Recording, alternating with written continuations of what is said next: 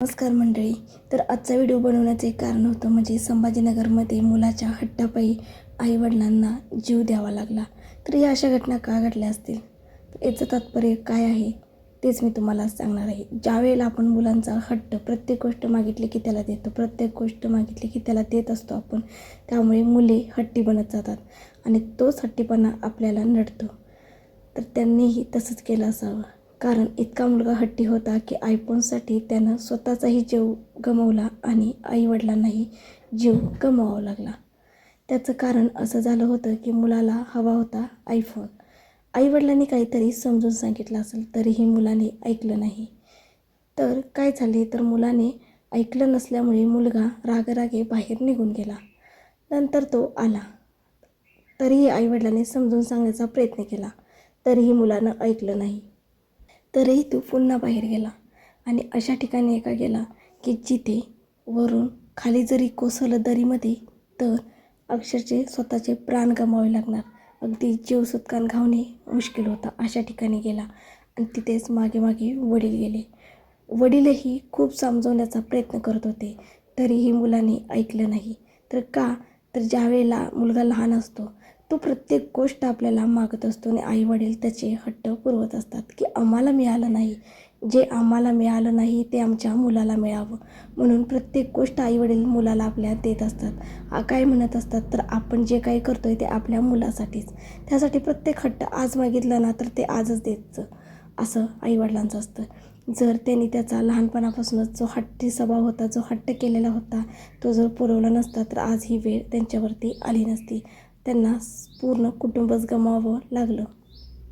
लहानपणापासून प्रत्येक गोष्ट मागितली नंतर दिली तर लगेच त्या मुलांना आपल्या कष्टाची, आपल्या कोणत्याही गोष्टीची किंमत कळत नाही. त्यांनी प्रत्येक गोष्ट दिल्यामुळे त्यांना जीव गमवावा तर लागलाच, पण काही गोष्टी अशा असतात की कळत न कळत घडून जातात. त्या मुलाला इतका हट्टपणा करायला लागला, तो निघून तर गेला पण तिथेही समजवताना त्यानं ऐकलं नाही आणि कड्यावरून निसटून तो खाली दरीमध्ये कोसळला.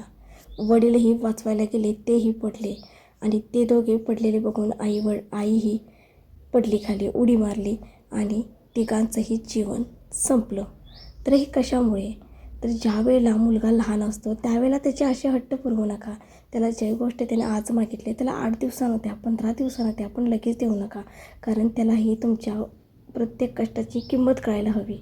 बाबा, जर तुम्ही 8 ते 15 दिवसानं ती गोष्ट किंवा महिन्याने जरी दिला तर त्या गोष्टीची त्याला किंमत कळते. बाबा, आपल्या आईवडिलांच्याकडे पैसे नाही आहेत, ते आजचे उद्या आपल्याला देणार, लगेच तर आपल्याला ही गोष्ट मिळणार नाही.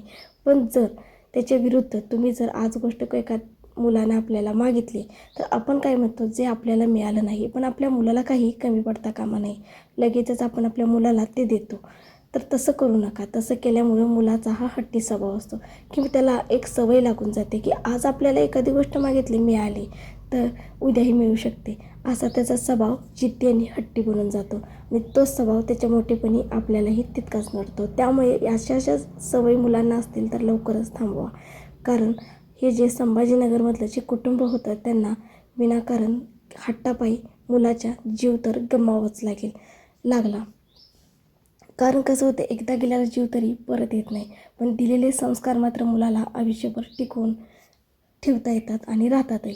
तर काय झालं, जेव्हा त्यावेळेला तुमचा मुलगा लहान असेल तर त्याला एखादी गोष्ट त्यानं मागितली ना, तर आत्ता माझ्याकडे नाही आहेत पैसे, तर आजचं 8 दिवसानं तुला देऊ, 15 दिवसानं तुला देऊ, असं त्याला सांगा. म्हणजे त्याचा तो स्वभाव हट्टी पडणार नाही.